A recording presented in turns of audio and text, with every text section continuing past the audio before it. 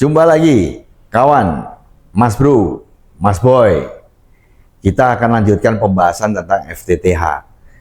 Sekarang kita akan membahas tentang apa itu fiber optik. Jadi FTTH ini kuncinya adalah di media distribusinya. Nah, medianya adalah menggunakan fiber optik.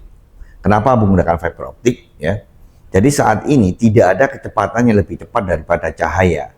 Dan media untuk mentransmisikan cahaya menggunakan yang namanya fiber optik. Dan pilihan kenapa selain kecepatan adalah kapasitas yang cukup besar. Hampir dikatakan tidak terbatas.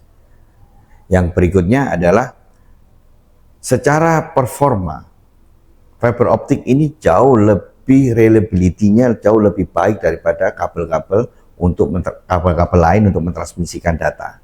Jadi ini adalah dasar kenapa fiber optik ini menjadi media untuk transmisi data saat ini.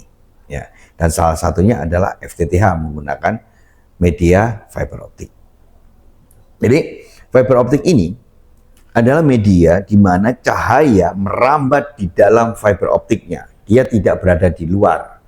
Berbeda dengan kalau kita menggunakan kabel metal atau media-media berbasis metal atau chopper, di mana arus atau elektron merambat di penampang metal atau tembaga. Itu kalau kita menggunakan non fiber optik. Sedangkan kalau fiber optik, cahaya merambat di dalam core-nya, di dalam fiber optiknya.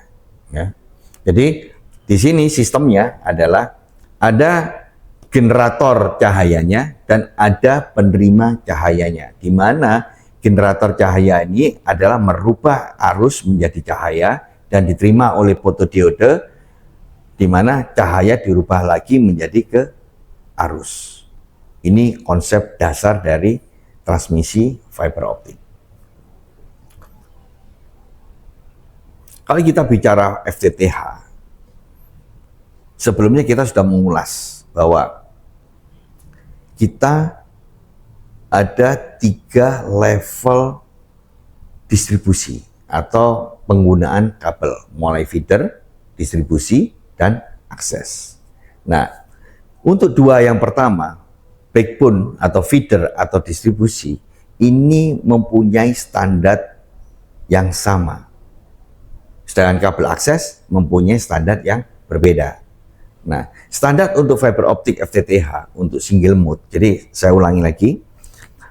FTTH menggunakan fiber optik berbasis single mode. Nah, standar yang dipakai adalah G652D untuk kabel feeder dan kabel backbone.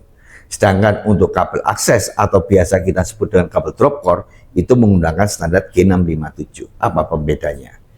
G652D ini didesain, diciptakan itu untuk jarak yang sangat jauh.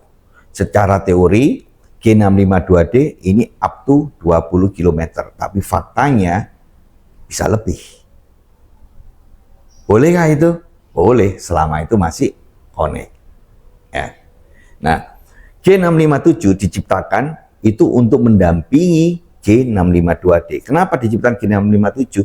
Karena kita berbicara tentang biaya. G657 harganya jauh lebih murah daripada kalau kita menggunakan G652D. Jadi yang harus kita pahami di sana. Bolehkah kita menggunakan G652D untuk kabel akses? Boleh. Tidak ada masalah. Tapi pertanyaannya, apakah ekonomis? Jadi kembali lagi, untuk kabel akses atau kabel drop core kita menggunakan G657. Standar ini adalah standar untuk semua produsen fiber optik single mode. Jadi apakah ada standar lain untuk single mode? Ada. Tapi kita tidak membahas di FTTH. FTTH menggunakan 2 standar, G652D dan G657. Jadi kalau kita bicara detail dari G652, sebelum ada G652D, ada G652A, G652B, G652C, dan G652D. Tapi kita tidak berbicara tentang A, B, C, tapi kita bicara yang D. Jadi untuk kabel backbone atau feeder atau distribusi, kita bicara standar G652D. Apakah boleh kita menggunakan G657 itu untuk backbone dan distribusi? Boleh, selama itu connect.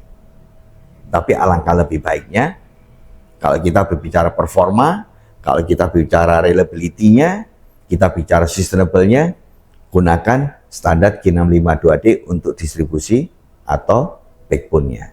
Untuk G657, di pasar itu ada tipe A1, A2, A3, A4. Saya ulangi lagi. Ada A1, A2, B2, dan B3. Apa sih pembedanya? Ya. Jadi kalau kita bicara G657A1 sampai ke B3, yang membedakan adalah kelenturannya. A1 itu lebih keras daripada A2. A2 lebih lentur, B2 lebih lentur, B3 lebih lentur lagi. Jadi kelenturan ini mempermudah kita instalasi dari distribusi ke kompas. Sedangkan kalau kita menggunakan G652D, core-nya atau fiber optiknya jauh lebih keras daripada kita menggunakan G657. Makanya jaminan dari G652D adalah dispersion-nya adalah 0 atau sangat rendah. Apa itu dispersion? Dispersion itu adalah pengurangan cahaya selama merambat di dalam fiber optik.